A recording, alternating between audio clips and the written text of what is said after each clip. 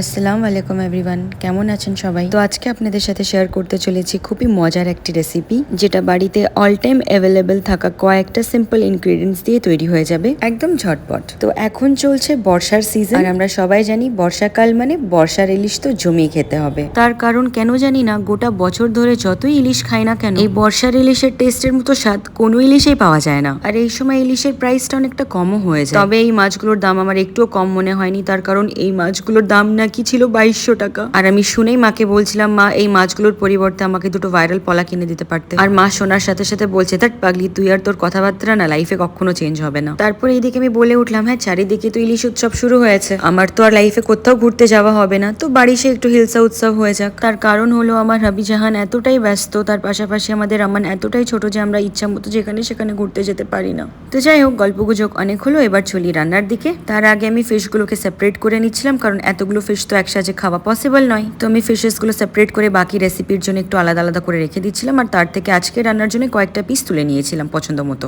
তো আজকে আমি রান্না করব কাঁচা ইলিশের পাতলা তেল ঝোল। তার জন্য মাছগুলোকে ভালো করে ধুয়ে নিয়েছি, তারপরে এর মধ্যে দিয়ে দিয়েছি একটু হলুদ গুঁড়ো, তারপরে একটু লবণ, তারপরে মাছগুলোকে ভালো করে মেখে নিচ্ছিলাম। আর দেখেছেন তো, গল্পে গল্পে ভুলে গেছি যে এর মধ্যে আমাকে এখনো দুটো ইনগ্রেডিয়েন্ট অ্যাড করতে হবে, হাফ চা চামচ কাশ্মীরি লঙ্কা পাউডার আর 1 টেবিল স্পুন সরিষার তেল। এই উপকরণগুলো দেওয়ার পরে সুন্দর করে মাছগুলোকে মেখে নিতে হবে। আর ম্যারিনেশনটা কমপ্লিট হয়ে গেলে এটাকে কিছুক্ষণের জন্য ঢাকা চাপা দিয়ে রেখে দিতে হবে। আর আপনাদের কার কার এইভাবে ইলিশ মাছটা খেতে ভালো লাগে কমেন্টস করতে ভুলবেন না। আর সত্যি কথা বলতে, ইলিশ মানে হলো বাঙালিদের কাছে একটা ইমোশন।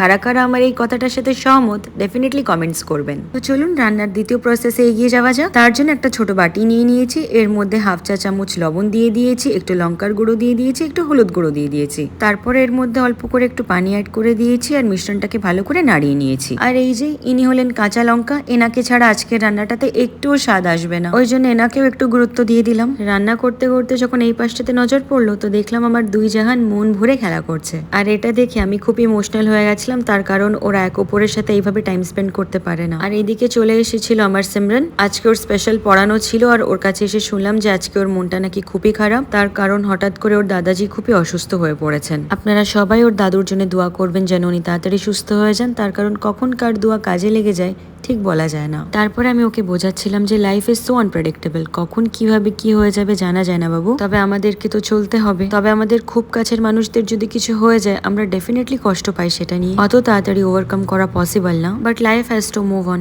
এই নিয়ে ওকে বুঝিয়ে অল্প একটু কাজ দিয়ে আমি চলে গেছিলাম আমার বাকি রান্নাটা শেষ করতে। তার জন্য নিয়ে নিয়েছি একটা কড়াই, অ্যান্ড কড়াইটা গরম হওয়ার সাথে সাথে ওর মধ্যে দিয়ে দিয়েছি একটু সরিষার তেল। তেলটা হালকা গরম হওয়ার সাথে সাথে ওর মধ্যে দিয়ে দিয়েছি চিড়ে রাখা কয়েকটা কাঁচা লঙ্কার টুকরা। তারপরে এগুলোকে একটু ভালো করে নেড়ে ছেড়ে নিয়েছি, আর এর মধ্যে দিয়ে দিয়েছি হলুদ, লঙ্কা, লবণের সেই পানীয় মিশ্রণটা। আমি এখানে খুব বেশি তেল ইউজ করিনি, তার কারণ আমরা সবাই জানি ইলিশ মাছ মানে তো তেল ছাড়বেই, সেই তেল দিয়েই কবজি ডুবিয়ে এক থালা ভাতও খাওয়া হয়ে যাবে।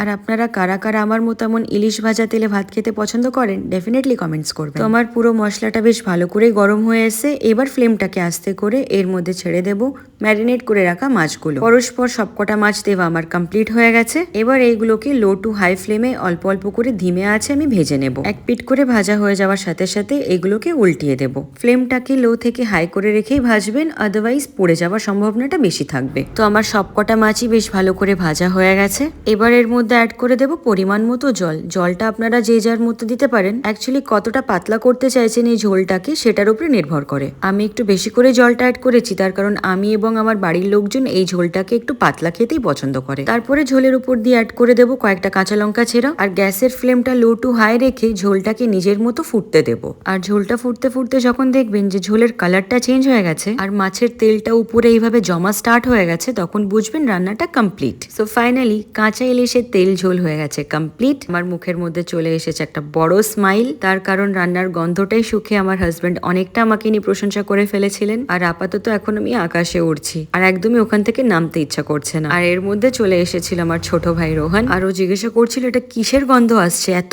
বাজে, তার কারণ ও ইলিশ মাছ খেতে একদমই পছন্দ করে না। ভাবা যায় ইলিশ মাছ আবার কার অপছন্দের হতে পারে। তবে যদি আপনাদের মধ্যে কারোর ইলিশটা অপছন্দের থাকে তো ডেফিনেটলি কমেন্টস করবেন। আর আজকের রান্নাটা আপনাদের কার কার ভালো লেগেছে আর কে কে ট্রাই করবেন ডেফিনেটলি জানাবেন। Bye bye everyone, end of the blog.